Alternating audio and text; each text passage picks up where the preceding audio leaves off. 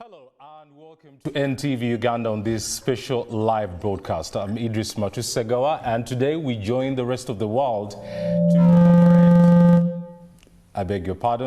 We join the rest of the world to commemorate the World Refugee Day 2025 with the global theme in solidarity with refugees. Now more than ever, now more than ever, standing with refugees means amplifying their stories, their rights, and their resilience. Uganda is known for its progressive open-door refugee policy, continues to host over 1.5 million refugees. Did you know that?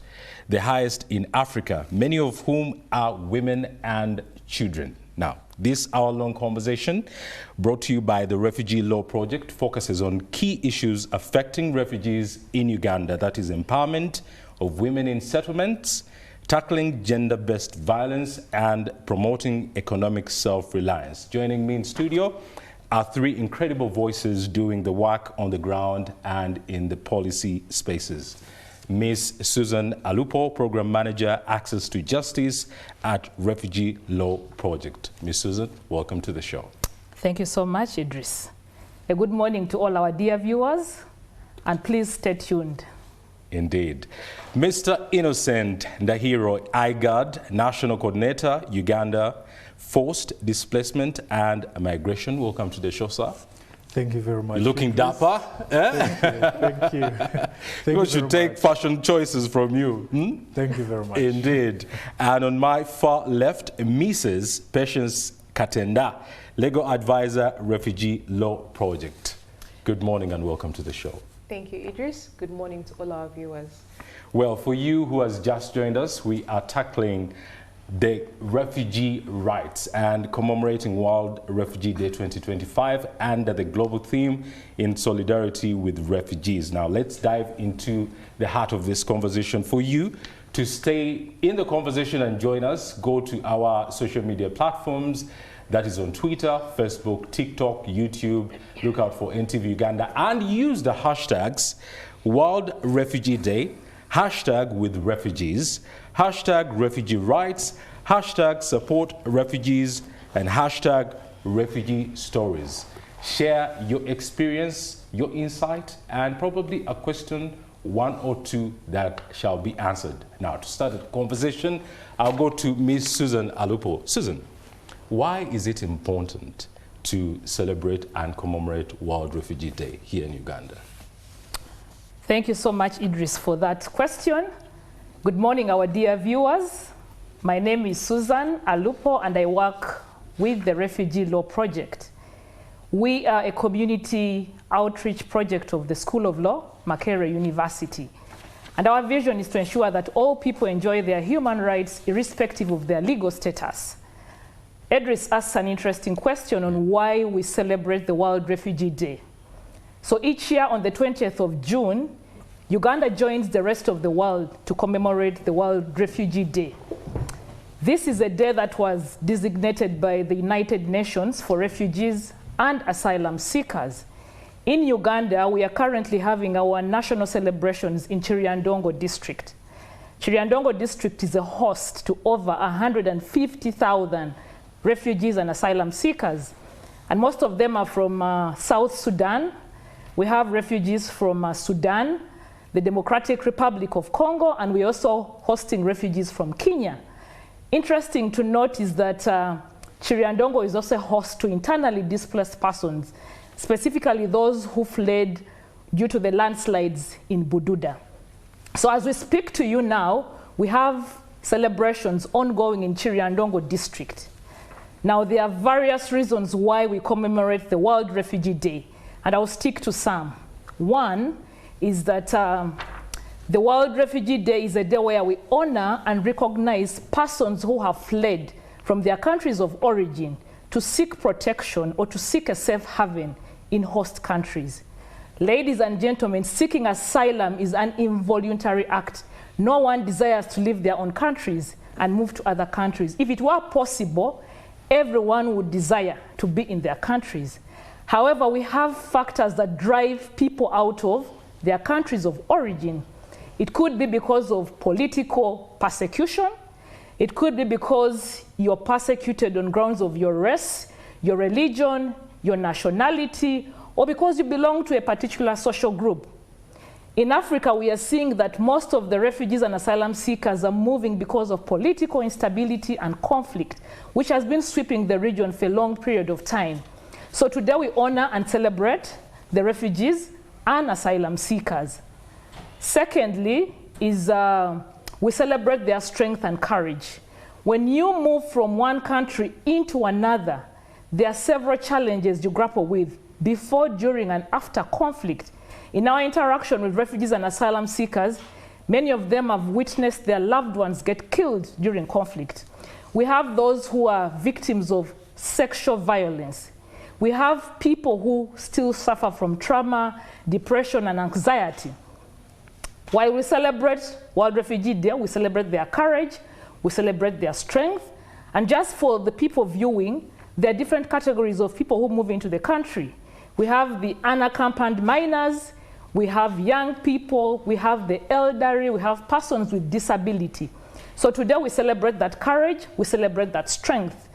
And Idris, just to note that World Refugee Day is also important because we acknowledge and appreciate the humanitarian actors who have been very instrumental in supporting refugees and asylum seekers. Indeed. When they come into the country, many of them grapple with a number of challenges, including access to justice, access to health care, access to education.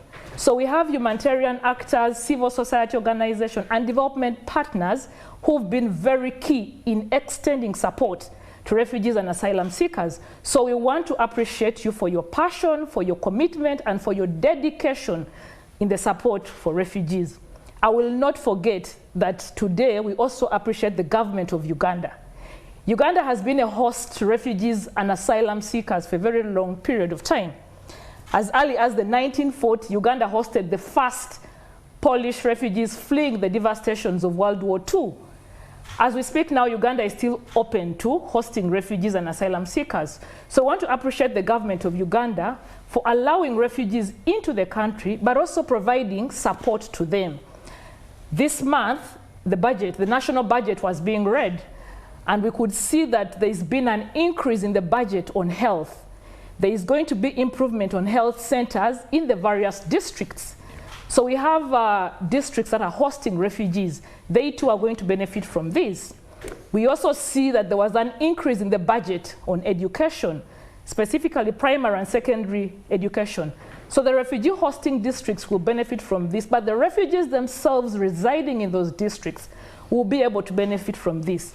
So this is in line with the National Development Plan 4 that the government of Uganda has ensured that there is inclusion of refugees and asylum seekers, which is a plus, and today we appreciate the government.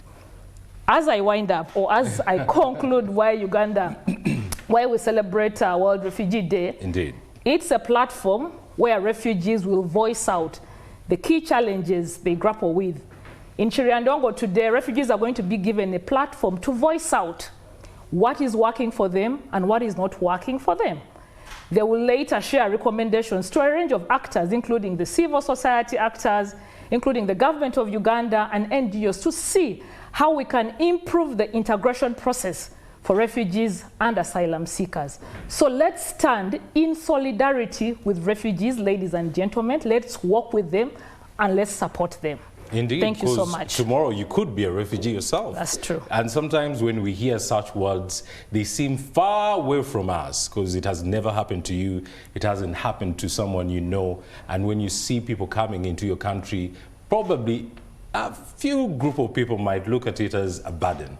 But tomorrow it could be you. Now, Susan, you mentioned that we are celebrating people, the government of Uganda adopted an open door policy whereby anyone can come.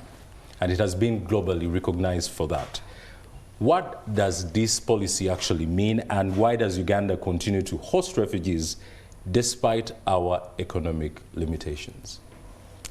That's a very interesting question, and a number of forums when we've been training actors, many people ask the same question. Yeah. Why does Uganda continue to host refugees, yet the country is also dealing with internal challenges?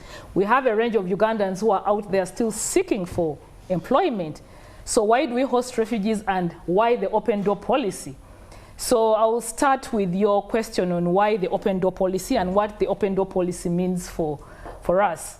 Now, the open door policy means that Uganda allows refugees to freely come into the country. There are no limitations and restrictions. When refugees come into the country, they decide where to settle. You can opt to settle in the settlements, or you can opt to live in the urban settings. Now, refugee settlements are gazetted places where refugees and asylum seekers settle. Those who opt to live in urban centers should be able to sustain themselves and sustain their families. When you compare this to the policy in Kenya, Kenya is operating an encampment policy. All refugees and asylum seekers are supposed to live in a designated place. So you see that the open door policy in Uganda is quite liberal because you can decide and choose where to stay. The open door policy of Uganda also means that we have no limitations on the number of refugees and asylum seekers coming into the country. Most of the developed countries have a ceiling on the refugees and asylum seekers they admit. In Europe, some countries don't take in more than 100. Others have a ceiling of 200. But for Uganda, we don't have a limitation on the number. Last week, I was speaking to one of our field office coordinators in Lamo. Lamo is a district in northern Uganda, and we have a settlement there called Palabek Settlement. He alluded to the fact that we have over 50 to 60 new arrivals from South Sudan. And this number is likely to increase. So the open door policy means we freely allow in refugees. We have no limitations in the number of refugees and asylum seekers coming into the country. And that is why, Idris, Uganda is the largest refugee hosting country in Africa. We currently actually have 1.8 million refugees and asylum seekers as of May 2025. And this number is likely to increase given the political upheaval in the Democratic Republic of Congo. We are having political instability in Sudan. We are currently still having political instability in South Sudan. So the number of refugees is likely to go up. A question on why Uganda still opens its borders for refugees and asylum seekers. One of the reasons is that Uganda is bound by law. We ratified instruments at international level, at regional level, and at national level. When a country ratifies instrument, it means you are bound by the instruments. You must implement the commitments you signed to. In 1951, the Refugee Convention was passed. This is the global framework for the protection and management of refugees at international level. Uganda, as a party, assented to this document in 1976. So from then onwards, we were bound by our commitments at international level. Similarly, we are party to the Universal Declaration on Human Rights. And under Article 40, it says, everyone has a right to seek and enjoy asylum in other countries from persecution. Uganda ratified this instrument in 1962, meaning we are bound to receive, accommodate, and host refugees as an international obligation. When we trickle down to regional level, Uganda has assented to a number of regional instruments. That's the African level. In Africa, or at the African level, we have what we call the OAU Convention, governing specific aspects of refugee problems in Africa.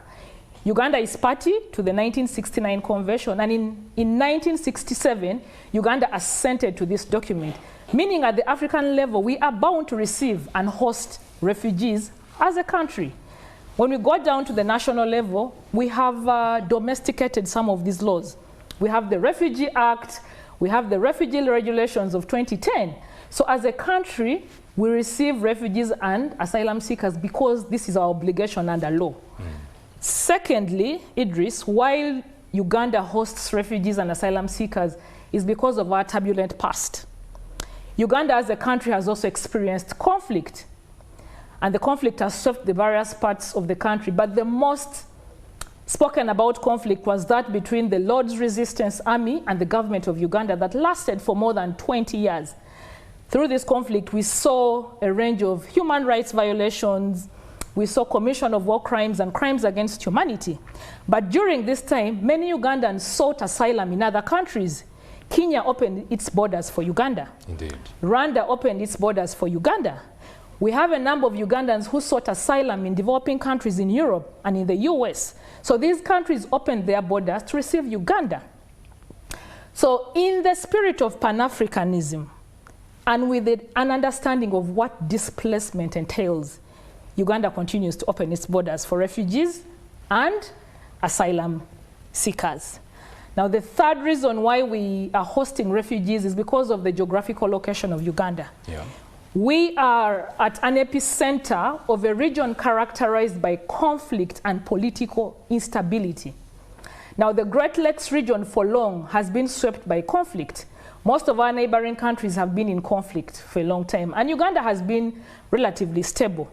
So because we are at an epicenter of a region characterized by conflict and political instability, it becomes easy for people to access Uganda and come in as refugees and asylum seekers. And as I wind up, hosting refugees is a humanitarian act. On humanitarian grounds, Uganda is allowing refugees and asylum seekers. These are our brothers, these are our sisters who are experiencing challenges. Would you rather have people perish in their countries of origin or open their borders and share the meager resources we have? That is food for thought for all those who are watching. Thank you so much. Susan, as you have uniquely described and demonstrated that Uganda, because we have an open door policy that is uniquely us, and when you look at other countries in Europe, America, they do not have that. Question would be, when refugees come into the country, because you say they are free to integrate in society, not to live in camps as it is done in Kenya, does that mean that when a refugee steps ground on the Pearl of Africa, they indeed have rights of citizenship? Thank you for that. That's not true. When you step into the ground as an asylum seeker, there are procedures and processes that you have to go to. Actually, when you cross a country, you first become an asylum seeker. Okay. You declare your interest that I want protection in Uganda. Now, the government of Uganda, through the Office of the Prime Minister, has procedures that have to be followed for people to legalize their stay. And the Refugee Act is clear that you have 30 days within which to make your stay legal in Uganda. So you go through the processes of explaining your case. Yeah. Why? But we also have prima facie, where people are granted status on the face value. If there is political instability in South Sudan and there is a mass influx of people, on the face value, Uganda will grant you status because there is instability in the neighboring countries. Indeed. So becoming a citizen of Uganda is not automatic. When we speak about durable solutions for refugees and asylum seekers, and one of them is local integration. Within local integration is an aspect of citizenship through naturalization. But also there is a process and a procedure that you must accomplish to become a citizen of Uganda. The Citizenship and Immigration Control Act is clear that you must have lived in the country for 20 years, you speak one of the local languages, and you're willing to become a permanent citizen of Uganda. So there are forms at immigration that people are supposed to apply for and await such decisions. So it's not automatic that when you enter the country, you become a citizen. Thank you. Mr. Innocent Ndahiro, IGAD, National Coordinator, Uganda, Forced Displacement and Migration. Innocent, IGAD has been instrumental in shaping regional responses to displacement. How has IGAD or is supporting countries in Uganda, like Uganda, especially in the face of dwindling international support and funding? IGAD in full is, we call it the Intergovernmental Authority on Development, and this is a REC, or what we call a Regional Economic Community, that was started in 1986 with Uganda as a founding member state. And the main purpose of finding or of establishing this body was to bring together the current now 8 countries in the Horn of Africa, that is Uganda, Kenya, South Sudan, Sudan, Ethiopia, Djibouti, Somalia, and Eritrea, to tackle issues or challenges, especially relating to climate, change. And along the way, of course, there were issues of socioeconomic development. So these 8 countries are what form the body that we call IGAD, with the highest organ being the heads of states of these countries. So we are a secretariat who support these 8 countries, including Uganda. And I happen to sit here in the Uganda mission as the national coordinator on issues of refugees and migrants. What IGAD is doing in relation to, refugee issues is to bring together these 8 countries, especially on issues of policies. As my colleague Susan has indicated, these 8 countries at different levels, they have been having different policies when it comes to refugee issues. And we think as IGAD, we need to see how we can, support these member states to harmonize and have some very good progressive refugee policies. Maybe interestingly, I need to indicate that, for example, in Uganda, more than half of the refugees, this is out of the 1.9 million refugees, about 1.2 to 3 million refugees come from the IGAD region. So they come from IGAD member countries. So when we bring together these countries, we're able to have these member states have candid discussions regarding to solutions. How can they support these refugees? But also beyond supporting refugees, how can they address solutions, or how can they find solutions that have caused these refugees to flee their countries? Okay, so these are the efforts IGAD is having in place, and through these efforts we believe we can be able to attain some durable solutions, especially the peace, so that we see refugees going back to their countries of origin. Like South Sudan actually has the highest number of refugees in Uganda. More than half of the refugees in Uganda, more than 1 million refugees come from South Sudan. Then followed by Somalia, Sudan, and then these other countries. So if we can be able to attain some of these wishes of peace in these countries, then we'll see people going back to their countries of origin. So as we work on responses in host countries, we also ensure that the countries of origin, where these refugees are coming from, there are efforts ongoing, especially of peace, but also supporting areas where these people have left, so that when time comes for return, they find these areas much better and easy to sustain these returns. So through these regional policies, like in 2023, we've managed to have all these member states agree on a NIGAD regional policy framework on refugee protection, largely framed around the Uganda's progressive refugee policy, which allows refugees, for example, to work, to do business, in a bid to see that they are self-sustaining, in a bid to see that the dependence syndrome reduces, considering the continued reduction of funding. And also, once we support these efforts, then you have refugees who are able to sustain themselves. You have refugees who are going to school and thereby getting educated, getting skills through vocational schools. And at the end of the day, these refugees are able to stand on themselves. They are able to be empowered. And when time comes to even go back home, then they go back home better people. Like in Uganda, about 1 million, slightly over 1 million of our refugees are children. This is very serious. So if these children, for example, do not attain education, then you've finished their future.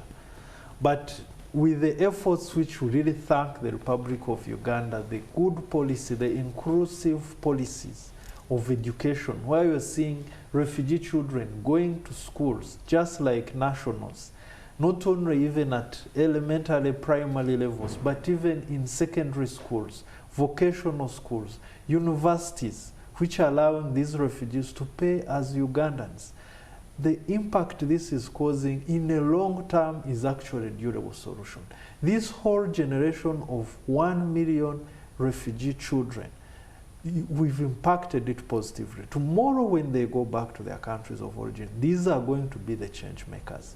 And this kind of positive policy like Uganda, which we have now brought and made an IGAD regional policy on refugee protection, is causing impact now, like in Republic of Kenya now. As we speak, they've now agreed to a Shirika plan. Shirika plan now is promoting, it was just launched not very long ago.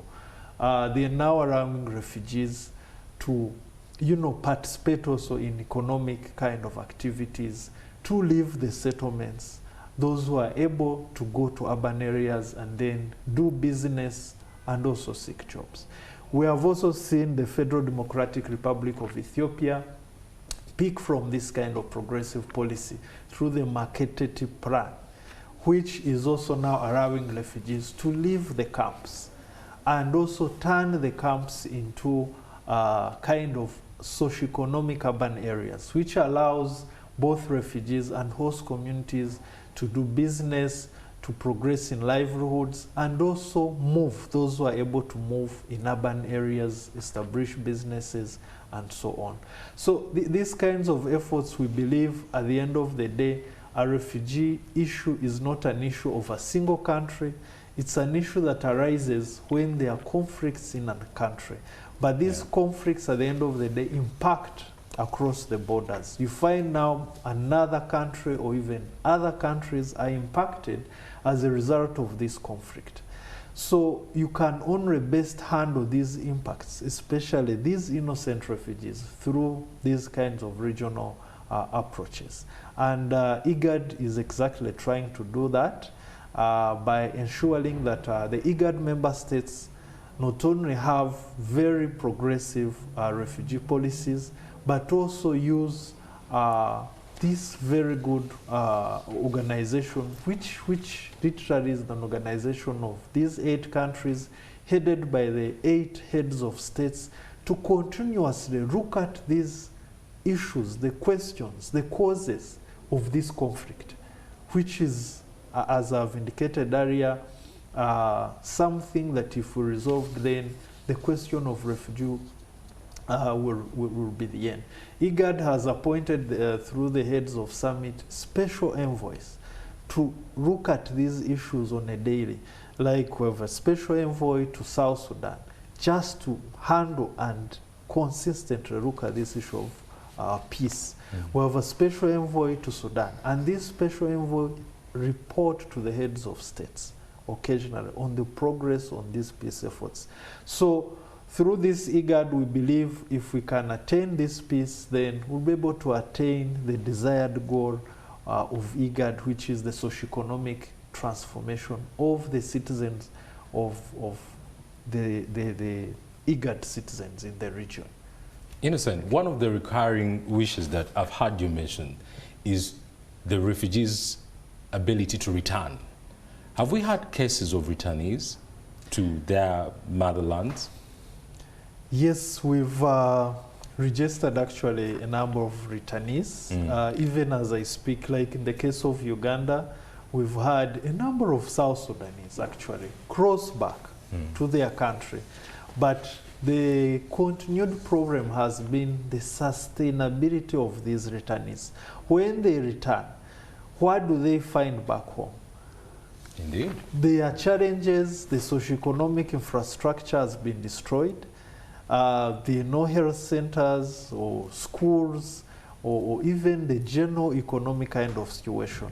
The Somalis, every day we have actually a number of Somalis going back home. But when they reach back home, there are challenges of integrating back to where they were. So that's why we're saying as IGAD, we have to go beyond an individual member country and look at also the situation in the country of origin.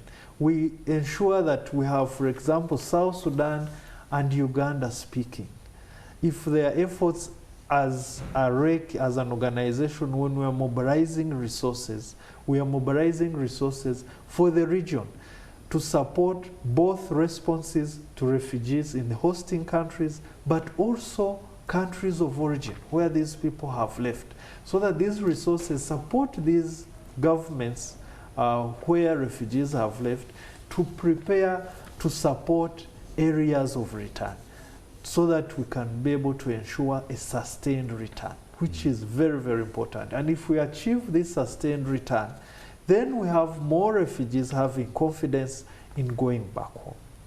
Apart from South Sudan, what other countries in the 8 Horn of Africa group have been mostly affected and probably hosted by Uganda? Other than South Sudan, which has the highest number of refugees, we have Somalia, which comes in as the second. Then we have Eritrea, which also, as you've seen here in Uganda, I think we have really quite a number of Eritreans. We have Sudanese. Right now, there is an ongoing active conflict with Sudanese really quite a lot here in Uganda. Then we have also refugees from Ethiopia. Largely, those are the main countries. The other countries, Djibouti and Kenya, they are largely really peaceful. Talking of mobilizing resources, because you've really described and hinted that it is a major factor for the refugees that we are hosting, but also the mother countries that they come from. International funding has been cut off by, of course, the President of the US. Hasn't that affected your work as IGAD?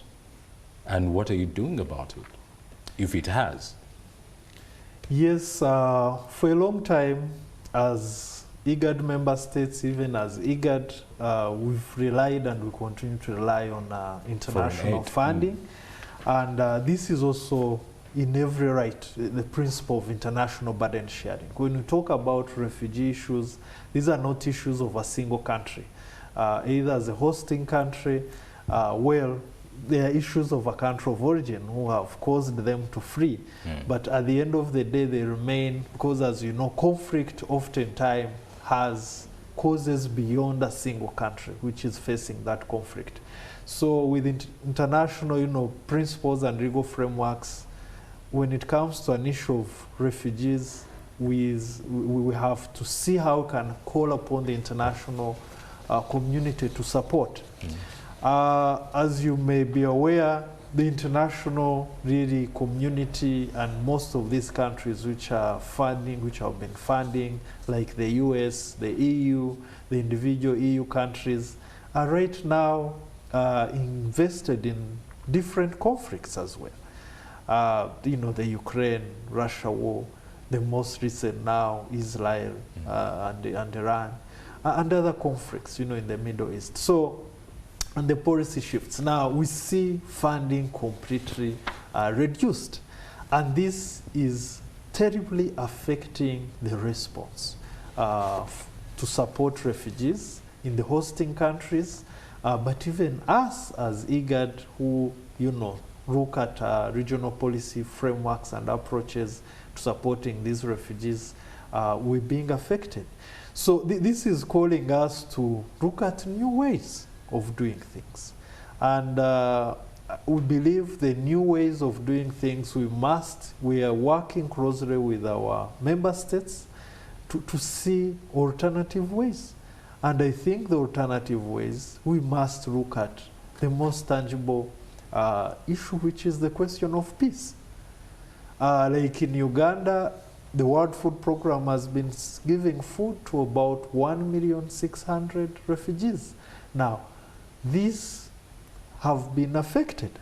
As we speak, they can only now support about about 60,000 refugees only. Wow. So what is happening? Refugees are saying we have to go back home, no matter at least we go and die in our countries. So we have to see how we can work with countries, the IGAD member countries, to address these issues that are causing or driving refugees out of their countries. It's Indeed. beyond resolution. Of course. It's beyond resolution. Mrs. Patience Katenda, Legal Advisor, Refugee Law Project. Can you shed some light on the major challenges refugees and asylum seekers face in Uganda as their host country? Thank you very much, Idris, for that question. Once again, good morning to you and a good morning to my viewers. My name is Patience Katenda and I work with the Refugee Law Project. It's interesting, as my colleagues were speaking, you will notice, and it's also in so many literature reviews out there, that Uganda has been hailed not only for being a country that supports refugees, but for having very progressive laws, as it does continue in its pursuit for support of refugees. Case in point is what we call the settlement policy or the settlement agenda.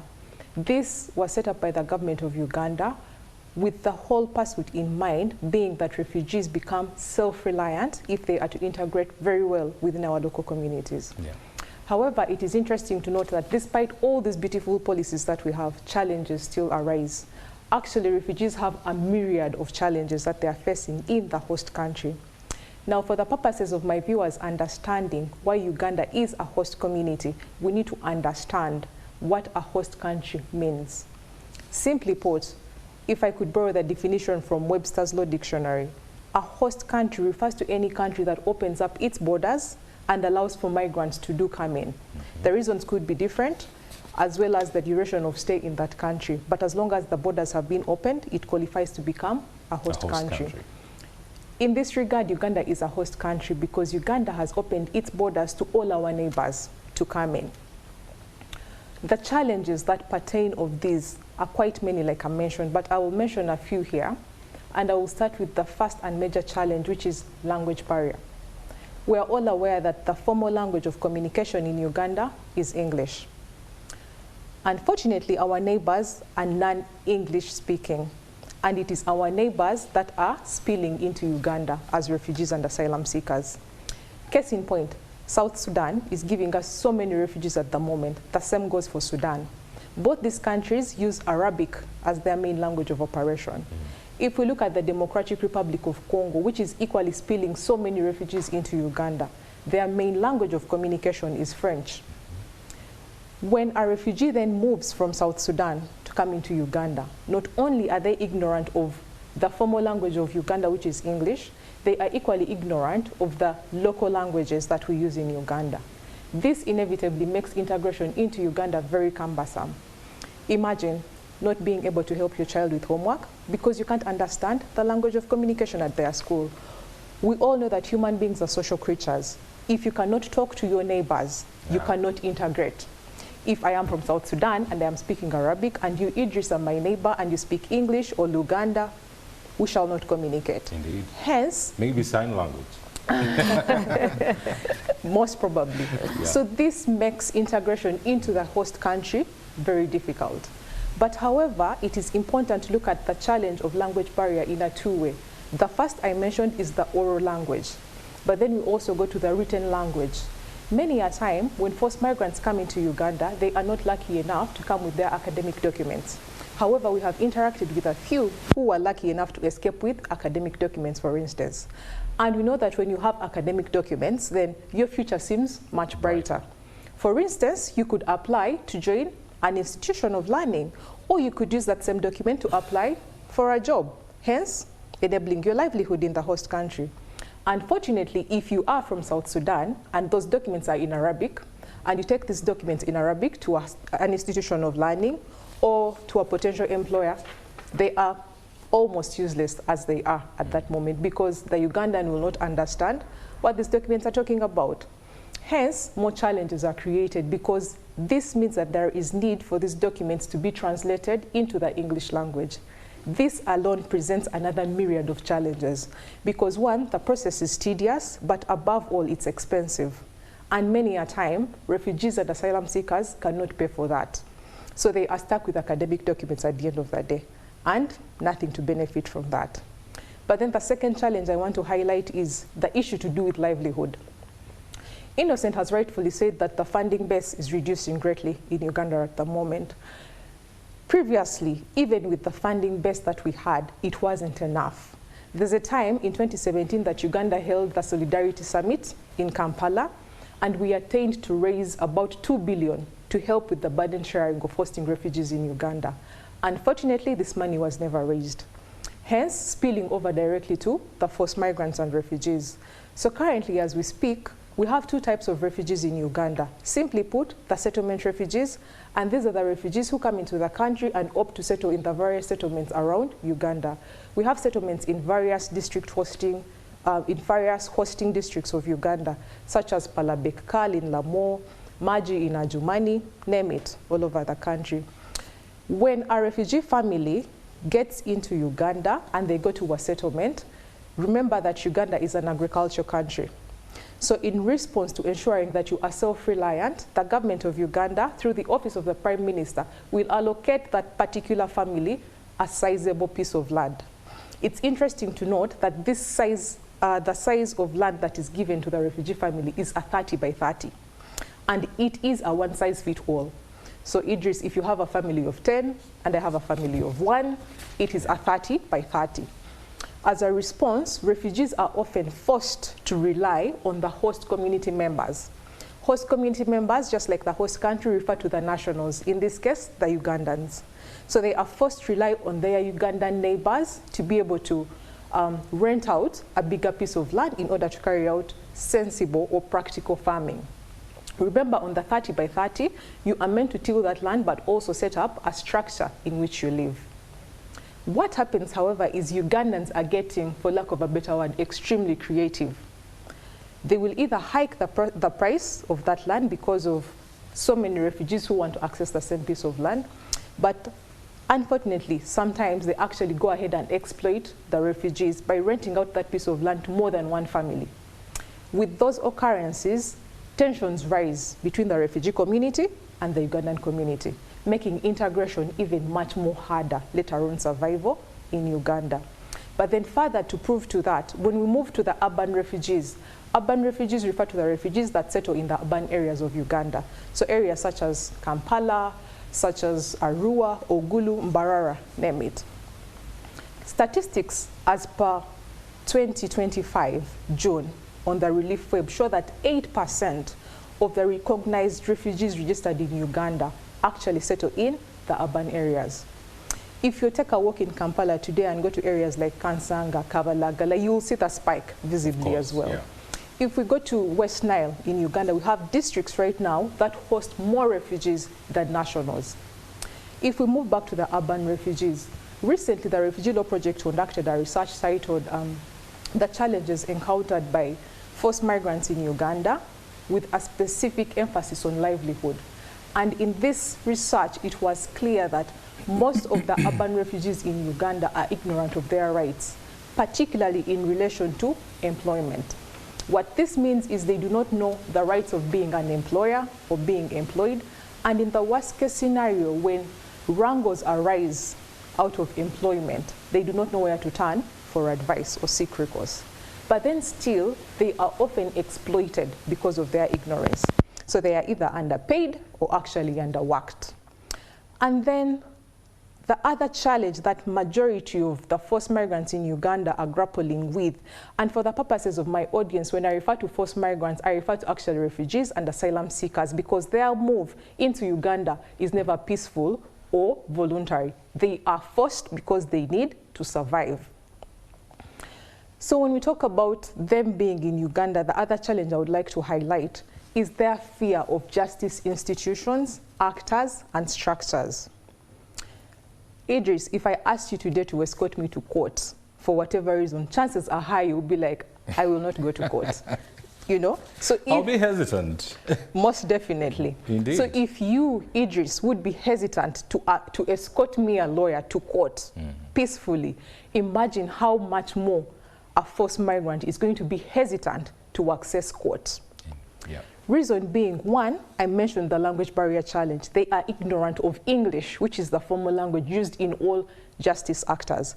And when I talk about justice actors, let's not limit it to the judiciary only. It includes all institutions that work hand in hand with the law.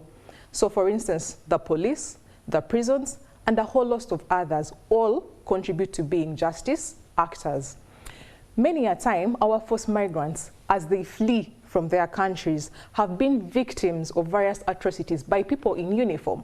Yeah. So when they then come to Uganda and we are giving them a peaceful haven, they will be very hesitant to ever approach an office where people are in uniform.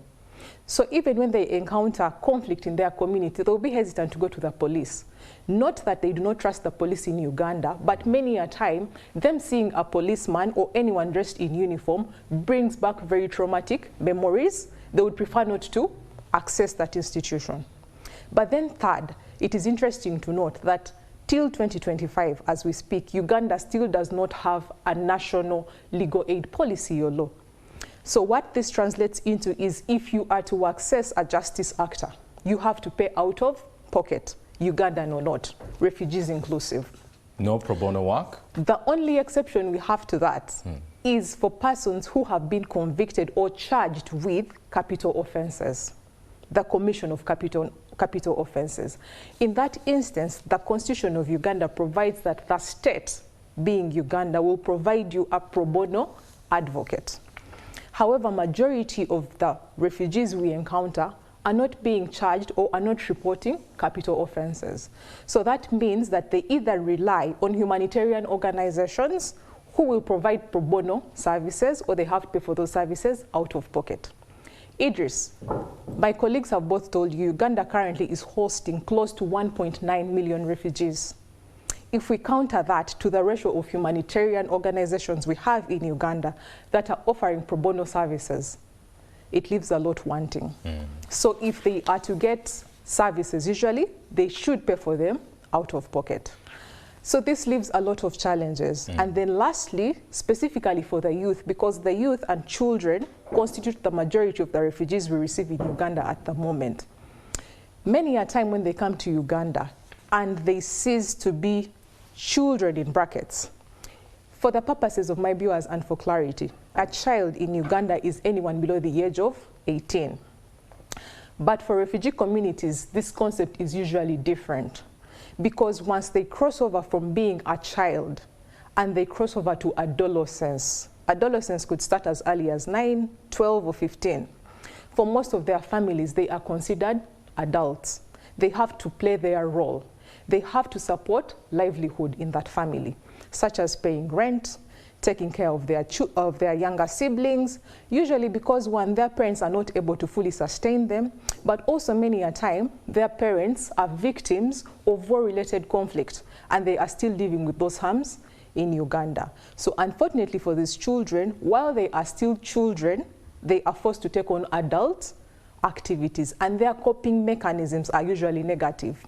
For instance, many boys and girls are being forced into survival sex or prostitution. Or marriages. Or marriage, yes, early marriages, because their families think they are benefiting. But we know that this just breeds more and more challenges for them. Patience, as we've come into the last segment of our talk show, and briefly, what are some of the innovative approaches that Refugee Law Project, as a humanitarian company, do you use to reach refugees with these limited access to services like legal aid?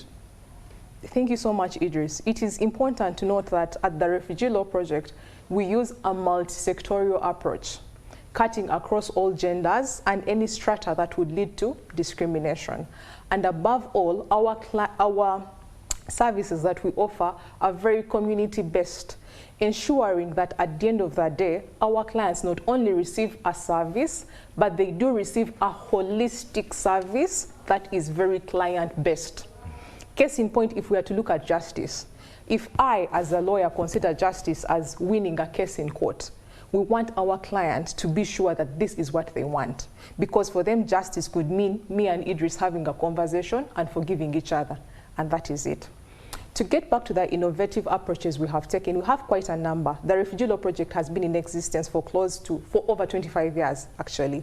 So this period has given us so many learning lessons, and we have understood what works best and what doesn't work. The first one I would like to talk about, if you remember as I was starting this conversation, I spoke about the challenge of language barrier. We have come up with our English for adult classes. When a refugee child comes into Uganda, it is easy for them to learn education either at the primary level or at the secondary level, because in both these levels, English is taught as a language in school/subject. But for the adults, who are usually the breadwinners, this becomes quite cumbersome because, one, they are not able to attend those classes, obviously because of age. Indeed. But then second, since they are breadwinners, they rarely have time to attend school 5 days a week. So innovatively, our classes only last 2 days a week and for 2 to 3 hours a day. And then they're given time to go and attend to other life issues. But then it's also important to note that we do not just teach them English. Our English is titled under a curriculum that says, speak your rights. So as they are learning the English language, they are learning more about their rights. Patience, exactly. I'm going to stop you there because we have run out of time, but I want to hear from Susan as we conclude this conversation. What specific work is being done to build harmony between refugees and host communities, kind of adding on to the integration, local integration, because I hear some people complain that some of the refugees, when they come here, they don't want to integrate into local communities. Things like men complaining they don't allow us to marry their women, etc., etc. What is being done? Thank you, Idris. And briefly, peaceful coexistence basically means living harmoniously within individuals, within families, within communities, and also at national level. So, with funding support from the Embassy of the Kingdom of Netherlands, we're implementing a project titled Securing Refugee-Host Relations in Northern Uganda through Enhanced Protection. And the goal of this project is to promote peaceful coexistence between refugees and their host communities. This is in line with the Rehope strategy that was developed by the government of Uganda, where if support is provided for refugees, then a percentage must go to host communities. And the ratio given by the government of Uganda is 70% support to refugees and 30% to host communities. Of course, discussions are ongoing to push this to 50-50. Now, most of the districts that are hosting refugees in Uganda are still dealing with the legacies of conflict. When you look at the West Nile region, districts like Adjumani, Yumbe, Arua, Terego, experienced conflict, and communities there are still dealing with the legacies of conflict. Northern Uganda, when you look at districts like Lamu, Kitgum, Gulu, communities there are still grappling with the legacies of conflict. So if we don't allow refugees and host communities to live amicably, tensions are going to rise. So peaceful coexistence means, what do we do to bring them together? One of the things we do is to engage in intergenerational dialogues. These are dialogues where you bring the young people and the elderly together of different ethnic groups to speak to key issues that are causing tensions, but also understand what the youth are saying and what the old people are saying. One of the drivers of conflict is failed understanding between the young people and the elderly, which is causing tensions. Secondly, we are also doing what we call peace film festivals. We go to the communities, we go to schools, and showcase documentaries that speak to peaceful coexistence. Later, have engagements and discussions with these communities on aspects of reconciliation, on aspects of forgiveness, to see that refugees and hosts are living well. I know you're nodding, but I'm not ending. We have cross-border dialogues. We recently had a visit to South Sudan in Torit, and the governor gave a green light that we need to now start raising awareness to communities at the border points to ensure that the language spoken in Uganda is the same language spoken in South Sudan. Susan, to promote peace. Unfortunately, I'm going to stop you right there because I need to hear from Innocent. Yes. Lastly, Innocent, as we look to the future, what opportunities do exist for the member states of IGAD to plan for integration due to the lack of funding that is increasingly an issue? What are the opportunities that do exist? Briefly, Innocent. Yeah, thank you very much. Member states, you know, as a convener, IGAD being a convener of these member states, they come up with different challenges, as my colleagues have indicated. Indeed. Issues of especially like identity documents, both to use within the country, but also even refugees also move out of the country, not necessarily to their countries of origin. So issues like identity documents, we are now seeing that through this IGAD regional policy framework, then we have refugees refugees are able to attain things like a conventional travel document, which are passports for refugees, to move and study, because we are getting a number of scholarships for refugees within their host countries, but even in other different countries. Then there's also there's been an issue, as my colleague Patience indicated, an issue of academic documents. Refugees, when they reach in the host country, they have academic documents, but which are not recognized by the host countries. IGAD has now come up with a regional education qualification framework, which now member states, the different countries, including Uganda, are now using that regional qualifications framework to come up with a national education qualification framework, so that refugees can now use these documents to further the education, but also get different jobs. All right, Innocent. Patience, I know the time is running out, but in 30 seconds, give me a must-know for Ugandans towards refugees. Thank you very much. In 30 seconds. This year's theme for the celebration of World Refugee is in solidarity with refugees. Fellow Ugandans, standing in solidarity with refugees should not be a once-in-a-year event. Let's do it every day. Tomorrow, me or you could be refugees. We are all potential culprits. Thank you very much. Well, thank you so much, my partner. I know I've had to rush you out of here, but thank you so much for the insights and the work you do on ground. And for you who has been watching us, thank you so much for keeping with us. But if you missed this conversation at the beginning, you can catch it in its fullest. Go to our social media platforms, and that is YouTube. Look out for NTV Uganda, and to continue the conversation, use the hashtags World Refugee Day with hashtag with refugees, hashtag refugee rights, hashtag support refugees, hashtag refugee stories. And just closing out the conversation, I want you to understand some of the powerful facts just to reflect on as we conclude this conversation, is that Uganda hosts over 1.9 million refugees, primarily from South Sudan, the DRC, and Somalia, making it the largest refugee hosting country in Africa and third in the world. When they say Ugandans are good people, that is what they mean. And remember, tomorrow you could be a refugee. Some of you are running out of this country, so wouldn't you want to be treated well wherever you go? Keep in touch and stay well, stay informed. Idris Matusaga is my name. See you next time.